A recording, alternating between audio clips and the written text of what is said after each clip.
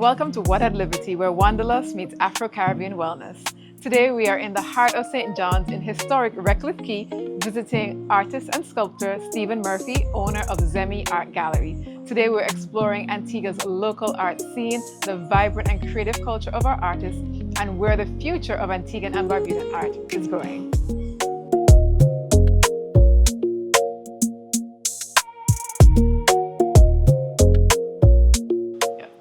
All right, Stephen, thank you so much for having us today. I'm really excited to talk with you. I've always been a big fan of Zemi Art Gallery, so learning more about Quay Studios and the Barracks Gallery, I'm really excited to jump into it. But before we talk about the galleries themselves, let's learn a little bit more about Stephen Murphy, the artist. Okay. How long have you been an artist, and how did you get started in the visual arts? I think we all are born with some form of creative inspiration as a young children.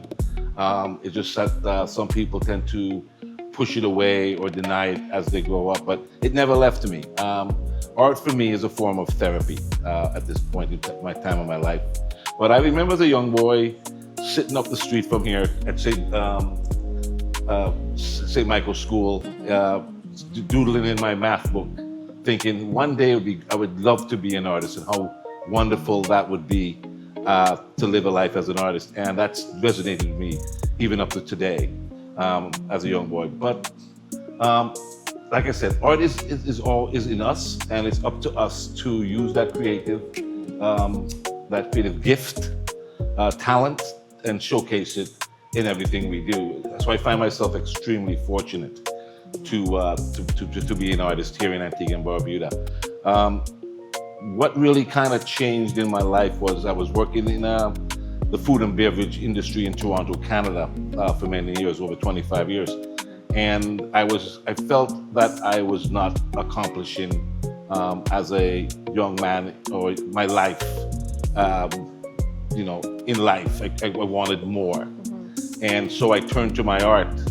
So I went to an art college by the name of OCAD, which is the Ontario School of Art and Design.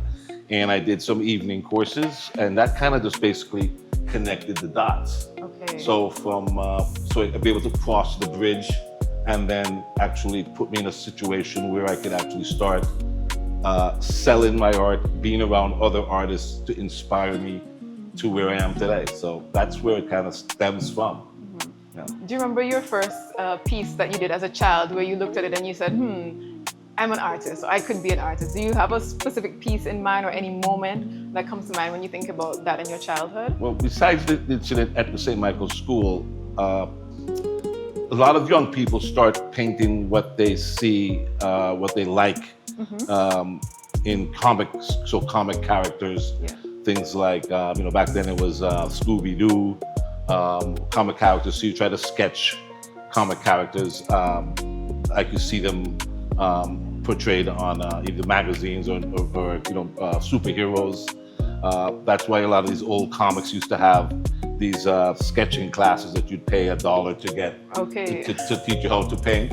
Yeah. But it starts off with what you truly love, to try to mimic or copy what turns you on, or what makes you feel good to paint. So it's a lot of cartoon characters in the beginning. I think the young people today, they paint a lot of these anime characters. So back then it would be, Superman, Spider-Man, that kind of thing. Oh, nice. And your art has come a very long way since drawing other people's comics. Can you talk to us about how your art has evolved over the years? What types of motifs inspire you? A little bit more about that. Sure. Well, I'm a landscape artist, and I studied watercolor for many years. And watercolor is a medium that is extremely difficult. It's a disciplined medium, which is what I needed in my life at the time. With watercolor, you can make a mistake within seconds. So you really have to think and think out the piece before you commit pigment to paper. It's like learning how to drive. You get in a car, you put on the safety belt, you turn the engine, and there's only one way to go. Watercolor is very much like that. I've only been painting with acrylic now for the past maybe 7 years. So it's a new medium for me, and I find it's for me, it's great because the acrylics dry quicker. Being an owner of a gallery, you need to have artwork at hand all the time. Yes. And the vibrant colors are quite unique. But I use acrylic paints like watercolor. Okay. So I go in with a low value first, and then put the heavier value on top. Okay. Where with acrylic or oil, you put in the lower value first, and then you put the higher values on top. But I find that keeps the painting very glum and dark. Okay. You know, living in the Caribbean, we have all this wonderful Yes. sunshine. We want to be able to have vibrant color. And that's, again, going back to what I said, being a commercial artist and creating art for people who come to visit Antigua and Barbuda. Okay, beautiful. In addition to your paintings, I know you also do some sculptures as well. I've seen some Yes. with metal, some in wood. Can you talk to us a bit about how you started sculpting? Again, it's just stumbling into it. So I've named it a really interesting name. Sure. I call it eco art. And that's basically using with scrap metals and what I can find in the environment to make art. And that comes back from living in Canada and being in a recyclable community now. So you want to recycle or upcycle materials that you find in the environment. And Antigua is a treasure trove, from the beaches to the back of supermarkets with pallets and other materials in the environment, sea glass, to make some wonderful three-dimensional subjects. One of the pieces I like to use are the backs of smart TVs. Oh, really? Because the way they construct them is that everything is so tight. So they have these little indentations and divots and crevices in the actual material that I can, as an artist, see what I want to use that particular material to make. Yes. So it's a thought process. Yeah, and I know a lot of those pieces are also available for sale in Zemi Art Gallery. Zemi Art Gallery. Yeah, yes. it's one of my favorite places to get souvenirs and gifts for people because you have so many unique local finds there, and a lot of what you mentioned, like the calabashes that are painted with the frigate birds, the matchboxes, the sea glass as well. How did Zemi Art Gallery come about? And tell us a bit about the name Zemi. It's an unusual word for us. What does it mean? Well, Zemi is my baby, and I just find myself very happy to be able to get up in the morning and go downtown in St. John's and go to basically a sandbox for a 60, 63, 64-year-old. Yeah. So right now, it's like, playing with crayons every day. Zemi is an indigenous word that means God, of good luck spirit. We get that word from the people who lived here about 3,500 years ago as the Arawak, now known as the Kalanago in Dominica. But they left a wonderful legacy here with carvings, wall drawings on shells, pottery, and they call their god Zemi. So I thought that was a really kind of cool name, but sometimes people call me Zemi, and it's a little off-putting because I'm not a god. But the word Zemi is an indigenous word, and in Zemi, we've been there for about 19 years now, and it's every day for me is a wonderful experience. People come in there year after year. They actually book their cruise ship tours to make sure that the ship comes into Antigua so they can come and buy work at Zemi to add to their collection. And it's kind of like puts me in a position of a bit of a travel ambassador. To when people come, they come back. I know they want to come down memory lane, buy another piece. So it's become a fabric of Antigua and Barbuda. Absolutely. Yeah. I noticed on your necklace, is that one of the Zemis on your Yes, necklace? this is a Zemi. This Zemi is the Zemi of yucca, which is life.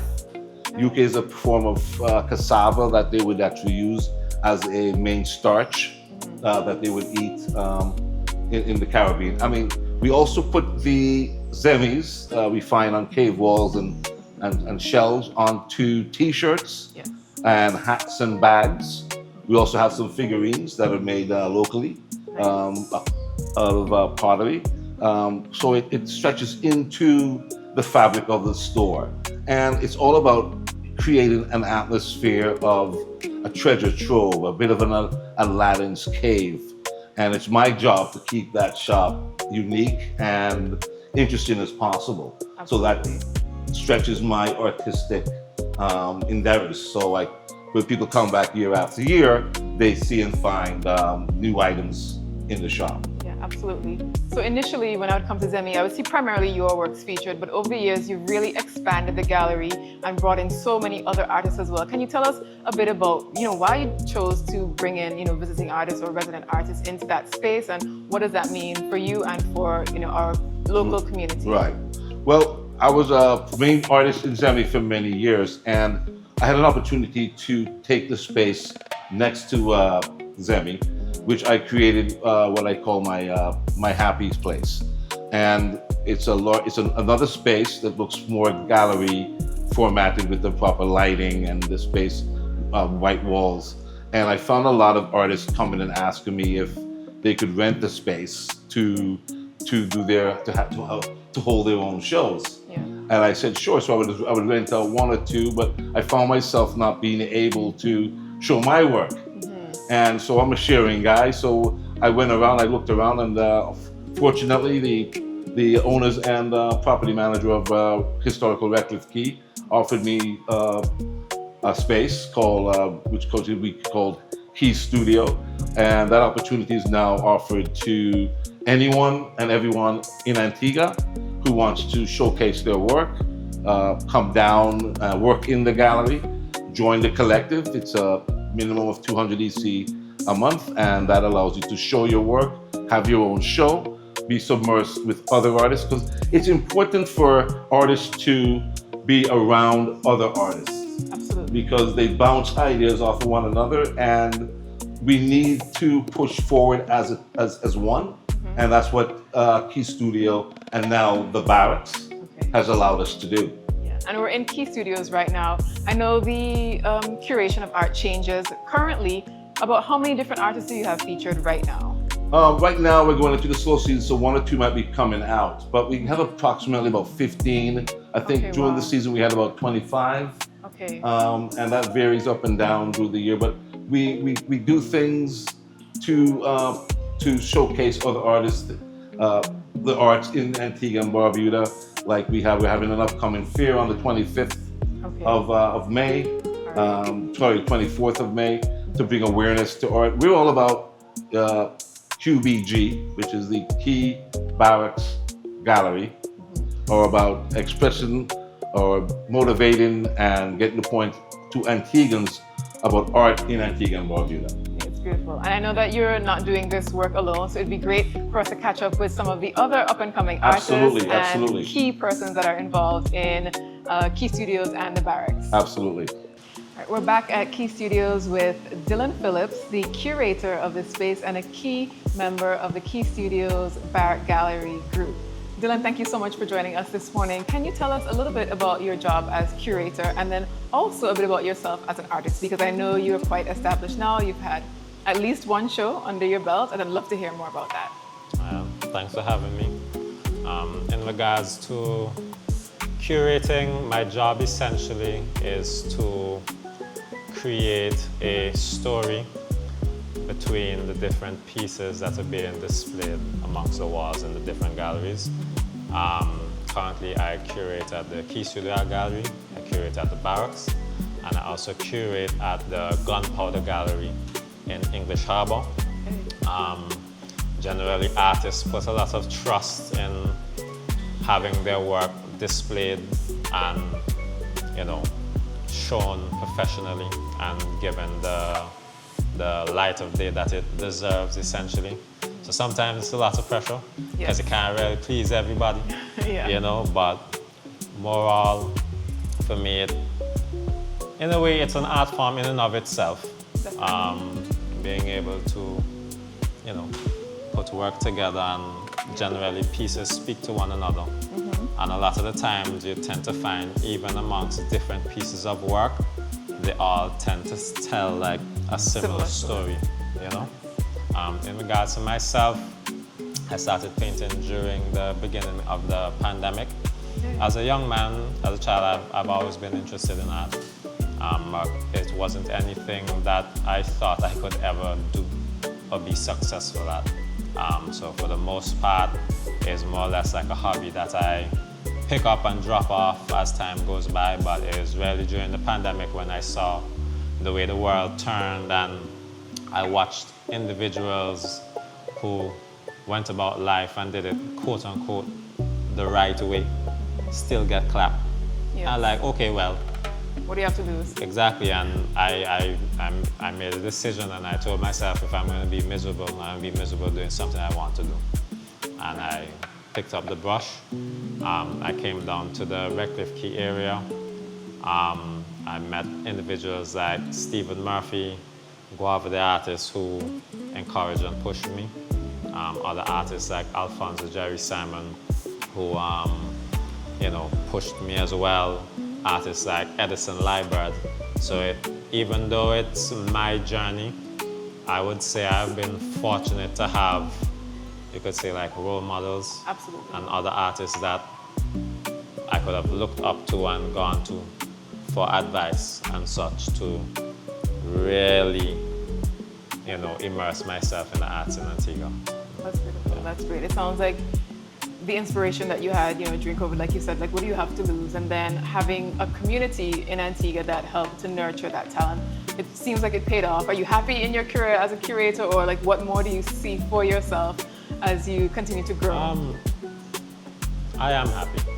I will say I am happy. I try to keep myself busy in all regards when it comes to the arts. So I paint myself, I curate, I have a background in joinery, and I put that to work as well. Very so cool. I build canvases for other artists, build canvases for myself. For me, there's more yet to come, and I'm looking forward to it. So right now, I don't have any regrets in regards to embarking on this artistic journey, because it's been wonderful. It's been an eye-opener.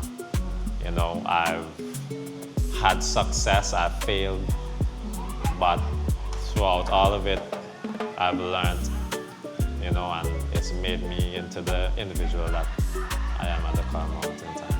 That's great. And can you tell me about your show, Primal, that you did?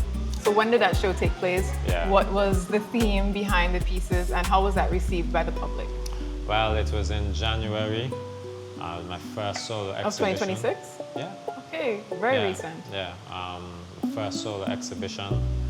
The concept of the show and the pieces revolved around the black and white nature and the shades of gray between men and women in relationships, how I view myself, my feelings, things that I've been through and such. It was a very personal show. I wore my heart on my sleeve in regards to making the work, but I found that people resonated with it, a lot easier than I thought they would have. Okay. Because the fact of the matter is, as human beings, we all go through our trials and tribulations, whatever they are, and we all have a point of reference in which we can relate to one another. I tend to find it a bit amazing how art can be the catalyst for that. Yeah, definitely. So. We spoke about one of your pieces, which has a theme of sleep paralysis. Can you tell us a little bit about that piece specifically, and what of your experience with that, and how sharing it has been helpful or not for you and others? So after the show, I immediately knew what my next series of pieces were going to be. In general, art for me is more like therapy.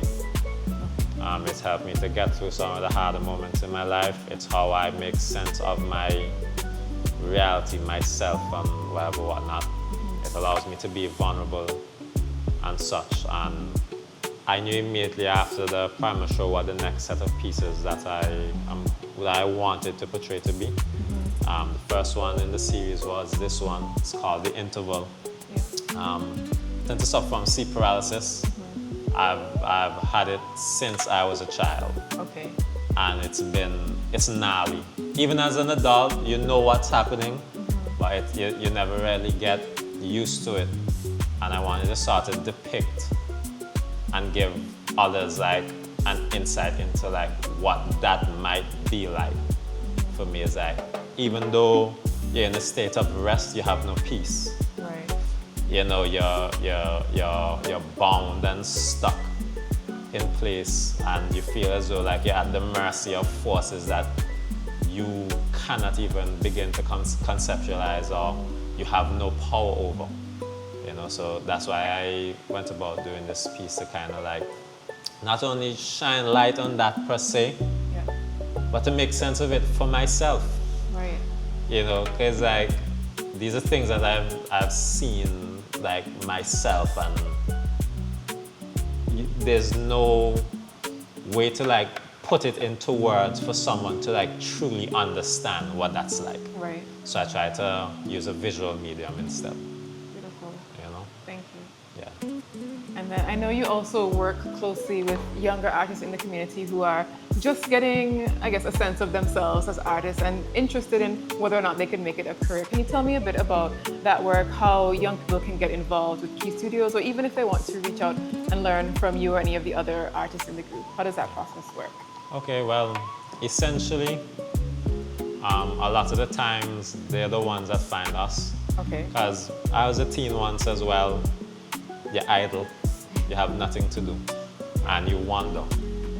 You know, and obviously you have different sorts of influences in life, and I would just like to say like the fact that they gravitate and come towards the arts is a positive. Generally we give guidance. It's not necessarily a case that we have like classes, you know, or like host classes per se, but they're young people, many young people who are interested in the arts that stumble across the gallery. They probably hear about it on TV, they see it on social media, they come in. You know, like for example, we have this young man named, well, his nickname is Oreo, that comes by here, and on Saturdays he would paint with us. You know, we have another young man named Tajari Lockhart. He's a college student, really, really good, a lot of potential, you know. And it's a strange position to be in, because when you're cultivating young people and kind of trying to foster hope and purpose, you have to be very careful, you know, because you don't want to like hurt them per se, and art in Antigua is difficult.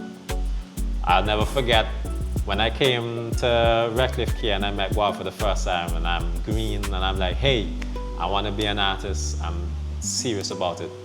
First thing he told me, and it never left me, is like, if you're not serious, don't do it.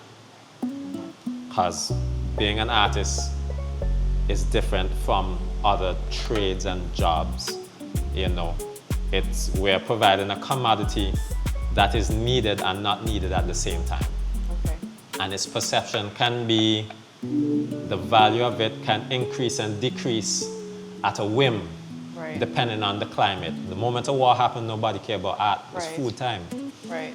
You understand? So it's a serious endeavor to go upon, and mainly what we try to do is we try to be real with them, you know, be real. It's not all sunshine and rainbows and frolicking in the field, and you know, but for the most part they're still inspired to keep going, and I think that's where the joy for it from me comes personally. We're a collective of different artists, you know. We all work together. We do things in different like increments and that sort of stuff as well. So we have other artists like Phillips, or even this other gentleman named Mark Xavier, who's actually like a teacher, who would bring young people in who are interested in regards to arts and stuff like that, and teach them. So it's not necessarily that there's a formal process. If a young person is interested in art, they can come, they can look around, they can ask questions, and then, you know, from there, there are different opportunities. Happens. Okay, See great. what happens, And then who knows, their art might end up on the walls right here at Quay Studios. Amazing. Definitely. Like another individual that we recently had join the team, a young lady named Eva Toussaint, you know, who's a phenomenal artist as well, you know. So fantastic. All right, so I'd love to talk with you and Stephen a little bit more about some of the sort of national level things that are happening in terms of the art landscape, developments that we're seeing, you know, more interest, hopefully more funding for the arts. So we'd love to have Stephen rejoin us and we pick up our conversation from there. No problem. So Stephen, in addition to the great work that you guys are doing with these individual galleries, can you tell me a little bit more about art on the national scale, the national scene? What are any trends that you're seeing? Is there more emphasis being placed on the arts now? Are there any other groups or agencies getting involved that are helping build on, the foundation that you started here? I think Dylan would agree. It all kind of really, for me, started with nationally, when a Facebook page by the name of Art in Antigua and Barbuda kind of popped up from an expat by the name of Raquel. And she was actually doing this from overseas. And she was very driven in making people, artists on island, do workshops and kind of pushing them and that kind of thing. She made me have a show at Abracadabra one Easter. So extend from there, and then, it stemmed from like 50 to 500 to 5,000 members, followers on Facebook. So it just kind of basically took off incredibly well. And with that amount of followers, the Antiguan and Barbuda Hotel Association, Tourism Authority, Maria Blackman and Colin James, they kind of came on board and created something called Art Week several years ago. And it was extremely successful. Dylan does the curating at the airport. We had the third annual Art Week. I'm moving into number 4, which is going to be held on November 11th to November the 16th. And we're looking forward to actually having a better art week this year. I like to say art month, but they should keep it short with 1 week. But basically, it has grown. We have several other galleries on island, Fig Tree. We also have the Gunpowder magazine in the Nelson's Dockyard area.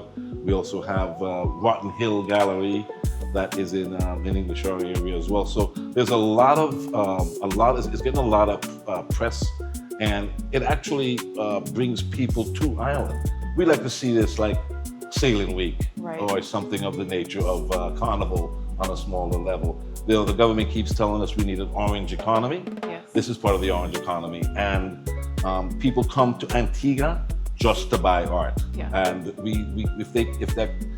if that situation gets bigger, which I hope it will, we'll be on an international level. Amazing. And then what is the significance of having these various art galleries located in Redcliffe Quay specifically? Well, Dylan? So Redcliffe Quay essentially is sort of like a nexus of travel. The people who come here from all over the world. Name a country, there's probably been an individual from that country that's been right here in Antigua.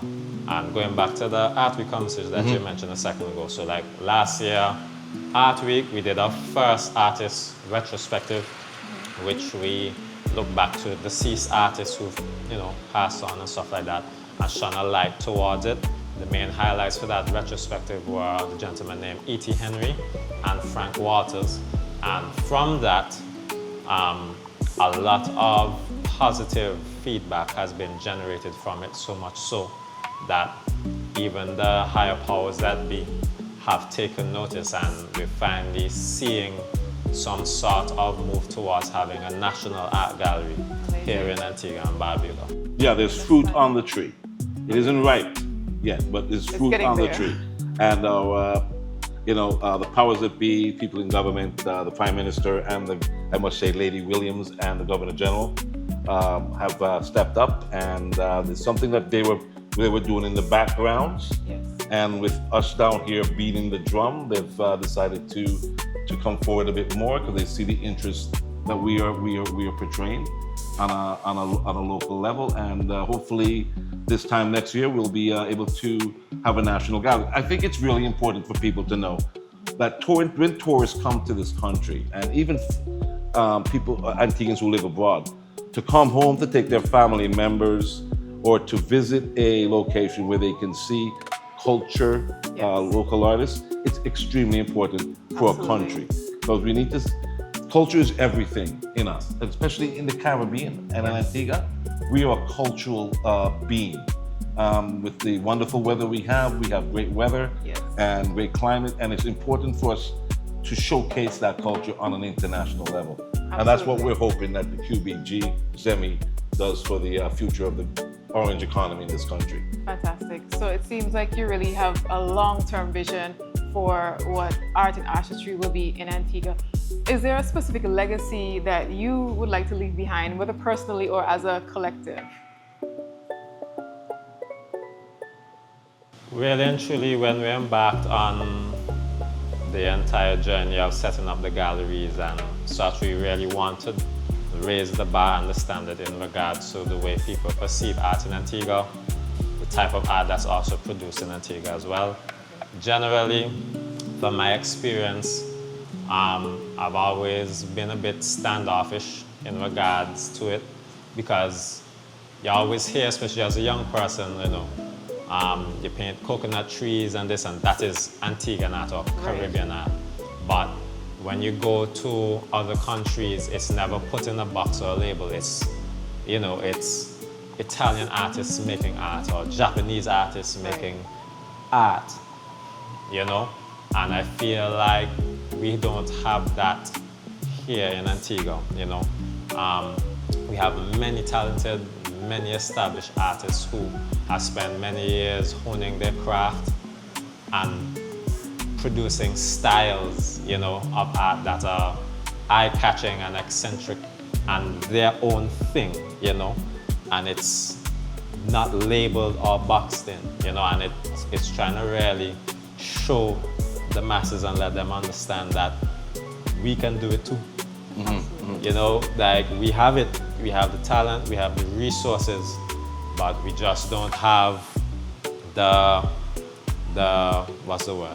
commitment or the community. From the community. You understand? So that's a very good point. The community, we're trying to teach them to accept art on a more higher level. It's not just coconut trees or palm trees, but a work of art is how it's done, the style, what it says to you, the meaning, the color coordination that fits into your home decor. I'm an artist for coconut trees, and because I paint commercially, but it's a slow process of teaching the general public in Antigua and Barbuda that art, you can hang a painting of this nature in your home in the right setting. So it's kind of spoon feeding the audience today. That will change in the future. It just takes a bit of time as Antiguans and Barbudans awareness and education towards the visual arts changes. That will happen. So it's very important. Okay, great. I know we spoke a lot about the artists themselves, but you made a great point in that we have to educate and encourage the public to enjoy art, to learn about art. And, that's what you mentioned, how the appreciation comes. And of course, that will fuel artists like yourself to create even more and to help us develop our own Antiguan identity and Barbudan identity as it relates to our art moving forward. Yes. Amazing. All right, so I would love if you could just walk us through maybe one or two pieces in the space here at Quay Studios, and then maybe we go next door to the barracks and take a look there. Absolutely. Okay, great. This is represents St. John's as a young boy growing up in St. John's back in the the 60s and the 70s. It's done in an impressionistic style. When I say impressionistic style, it's short strokes. So the paint is applied in short strokes. Nothing is done smoothly through. I like texture on the canvas, where people say you can read the brush of the artist, which tells, as an artist, you can tell it tells the story behind what you're looking at. So to be able to read the canvas by short stroke brushes. But the painting to me represents Antigua as a young boy in the Caribbean, and the sun, very bright colors, vibrant, and these lovely Georgian colonial style homes that are so important in our culture. And unfortunately, we're losing a lot of them through either natural causes, hurricane, termite, that kind of thing. So it's important for us as a tourism country to preserve these buildings. There's one right across the street there that's beautiful. I hate to see them knock that down. But so this is what this represents to me. Again, it's done in a very vibrant color. You know, artists like Van Gogh and other artists, motifs, they moved to southern France in their art career. And the reason why they did it is because of the light, the sunlight that we have here almost 360 every year. So we have wonderful light to create art in Antigua and Barbuda, looking for the shadows and that kind of thing, portraying shadow shapes and love light. So in the Caribbean living in the Caribbean is a perfect place for an artist. So this represents the Antiguan local scenes. You know, we have the women with the cola boxes or the baskets on their head. They don't do that kind of thing anymore. But then the guys down here playing dominoes, the young lady coming from school. It tells a story, you know, the local rum shop in the background. It's kind of, it's bits and pieces of photographs that I took from when I used to come back in the 80s to visit Antigua, coming home, and I put them as a collage together. Now, my work has a black outline in it. There's several reasons why we do that. One is it prevents me having to go to a lower shade or value, and it also makes the eye pop. It makes the color pop out. It confines the color. It lets the eye read the painting more. Sometimes I hesitate about doing it, but it's become a style. People are now knowing my work because of the black outline on the paint, and it just makes it the colors, the eye see the edge and can form the colors a bit more. And I like the busyness of it. So this is that piece here. This is the same kind of scenario, impressionistic style. This is mostly would be down at the fishing down by Point area back in the day. The men working on the fishing boats, the fishing lines, under the shade of the coconut trees. The old Caracou fishing boats, which we don't, unfortunately, they're going to the wayside again. Just predicting and capturing a moment in time of Antigua as a young boy on a sunny day here in Antigua, and it's to capture these moments that tourists would. This is what they would envision coming to the Caribbean. Sort of the idyllic Caribbean scene, so to speak. Yes, so it's Caribbean themes. I paint a lot of Caribbean themes, and to capture the essence of the Caribbean and of Antigua. So this is what tourists come to Antigua and Barbuda for. So I'm more of a commercial artist, where other artists like per se Dylan or Xavier or Kelly, they would predict their paintings would be different. That's what we want here. We want all these different ideas, all these different paintings. Like everybody talks and what it looks the same, so we can't all paint the same things. And you know, you have to make a living, so you give the people what they want.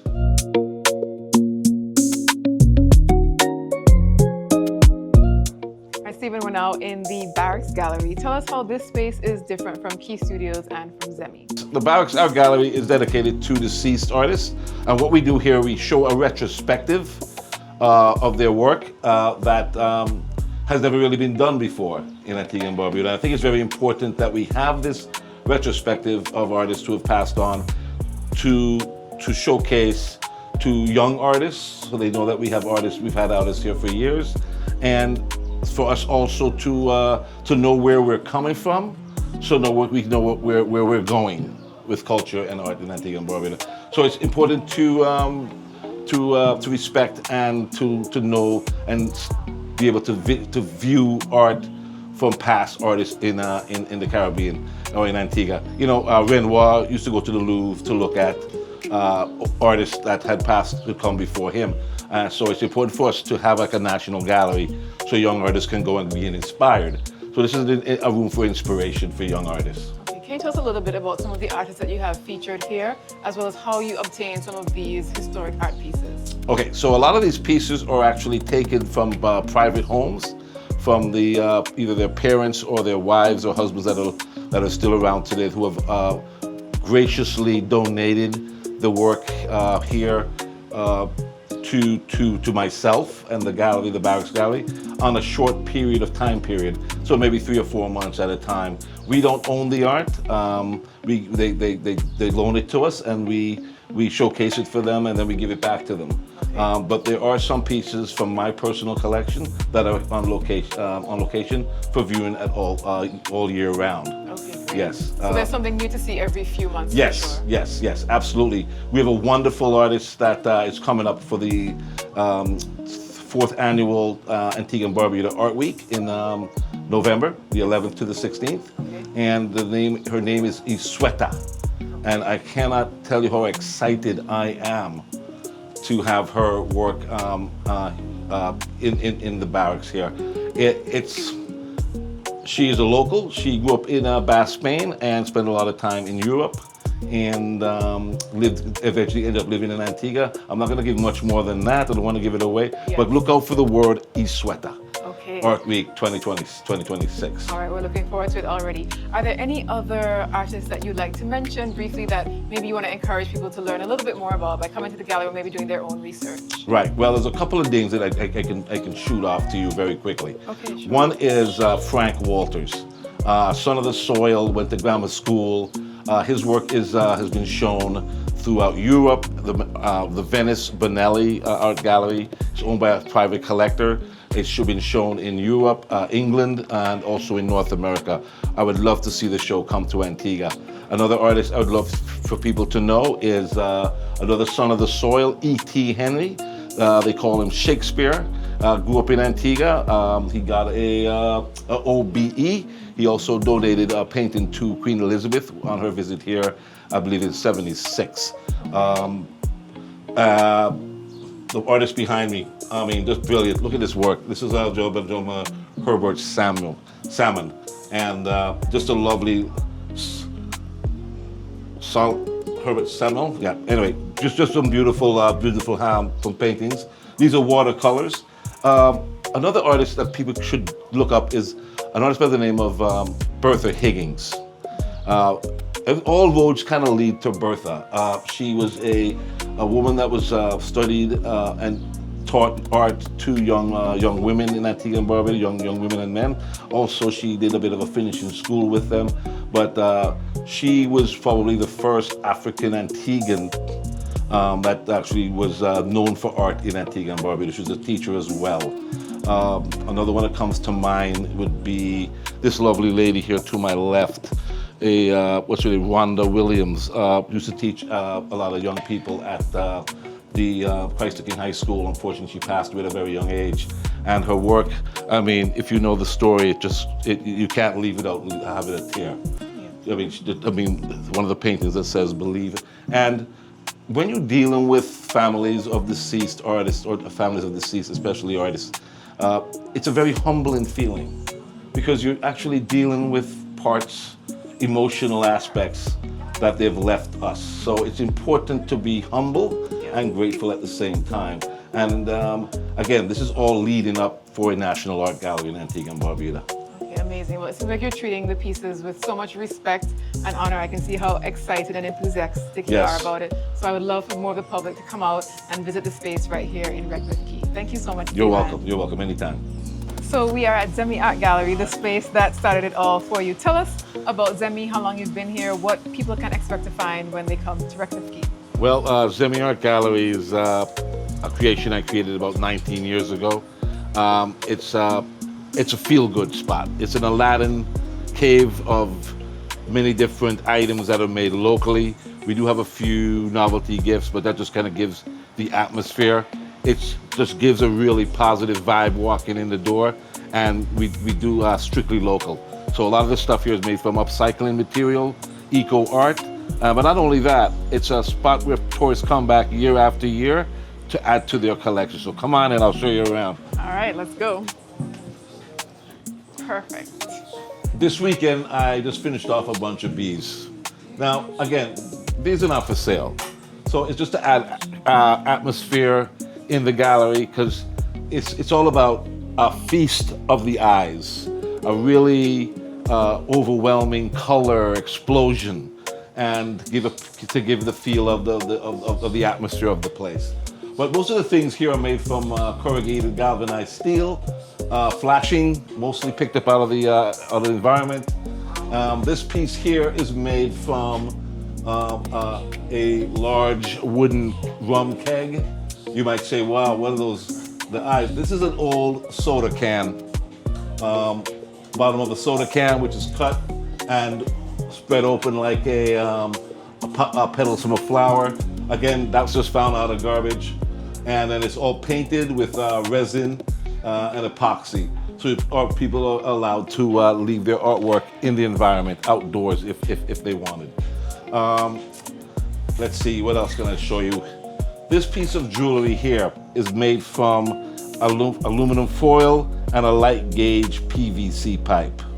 We also do them with earrings and necklaces of that nature.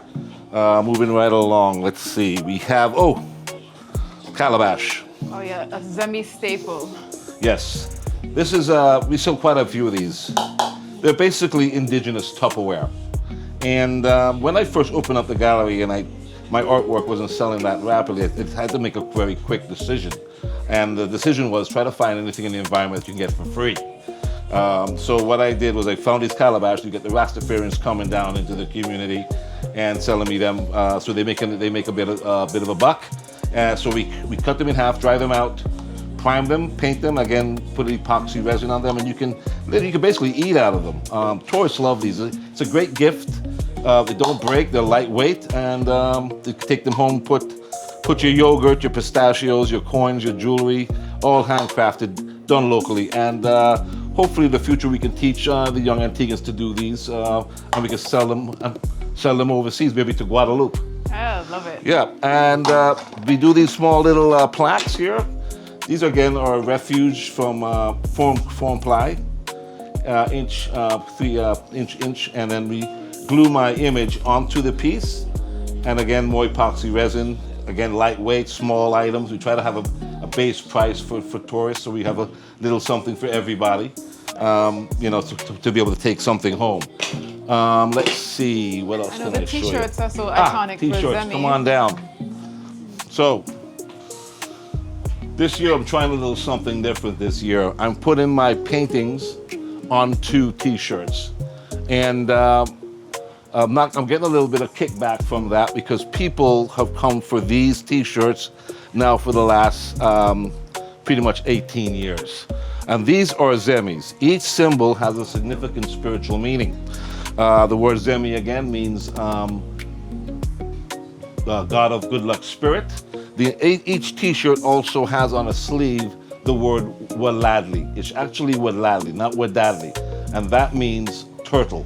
That's what the indigenous people called Antigua, Waladli. And Barbuda would be known as Wyoming, which is the frigate bird. So each one, just for example, this one here is the cohoba bird. It's the creator of women. Again, another turtle, Wadadli. And this is Kubraka, the trickster Zemi. I don't like telling the guests which one or what the information. I rather the guest or the buyer, the purchaser for the t-shirt choose the image by themselves, because it gives the purchaser what they're looking for, either health or strength, prosperity, fertility, that kind of thing. So it's a very interesting item. Then also I put these images on bags. Again, there's a local seamstress. We work with her, and these are transfers that we get done here on island. We put them right onto a bag. A little part of Antigua and Barbuda for you here.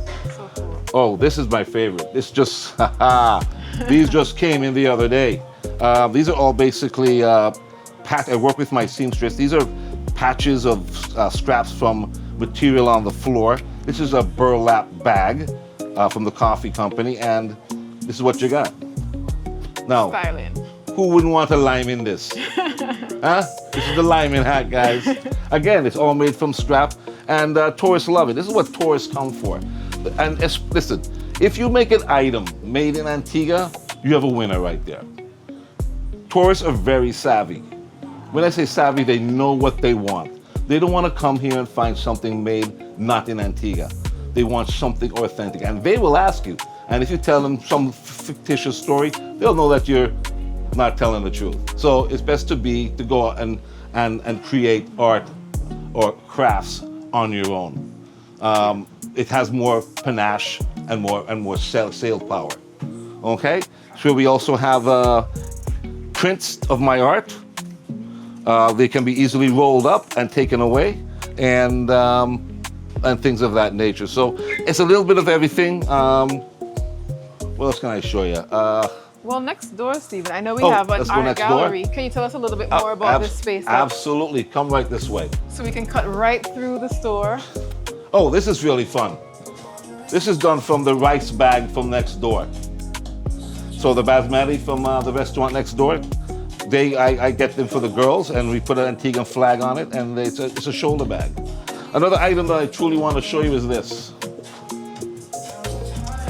This is a can made from next door as well. This is a tomato sauce can for the pizzas. Oh. We put a handle on it, and Campbell's Antigua soup. hey, lots of liquor. Let's go. All right. So, and then we come back here. We have the sweet spot. This is the sweet spot. This gallery is now now on loan to an artist who's in resident from Ireland. A gentleman by the name of Ryan McCullough, and he's here showcasing his work, and he'll be here for a month. So, so we invite other artists to come down from other parts of the world, even from the island, if they want to work in the gallery. We also, communicate ideas and get things going. So there's always something happening here. Right. So it's an international community. It's not just the local artists that you're helping. That's right. We're bringing everybody together. We want Antigua to be known for art and crafts, like how other islands are known for something like Jamaica's known for its rivers. It's bamboo rivers down the river. We want Antigua to be known for art. It's like the next thing in Antigua is the arts and crafts are just incredible. And slowly but surely we'll get there. Amazing. Well, I think you're doing an amazing job so far. Stephen, thank you so much. We learned so much today. I think the public is going to be really excited and inspired to see what's been going on. And I'm wishing you much more success in the future. Thank you. If you're looking for something a little different, you want to get out the house and see what's happening in Antigua on an art aspect, come downtown to historical Redcliffe Quay. We got something to show you. And if folks want to find you online, let's say someone visiting from overseas, they're planning their trip, how can they best get in touch with you or Dylan as a curator? Yeah, we are on Facebook and Instagram. Instagram, it's Zemi Art Gallery. Facebook is Zemi Art Gallery. You can also look for The Barracks on Facebook and Instagram, also and Key Studio and those kind of things. But, we're in the phone book. You still make phone books? We're still in the... Well, for those of us still using phone books. We're still, you see, I'm a senior, okay? I'm a senior. We're in the phone book, and it's 774-2796. Contact me, Zemi Art Gallery. Call the 491-1411, and they will hook you up. Thank you so much, Stephen. A pleasure as always. Thank you so much. Having you here. Great. Amazing. Oh, identity, feel the vibe. Stretch your soul, let your spirit thrive. Wellness calling, step inside. Oh, identity.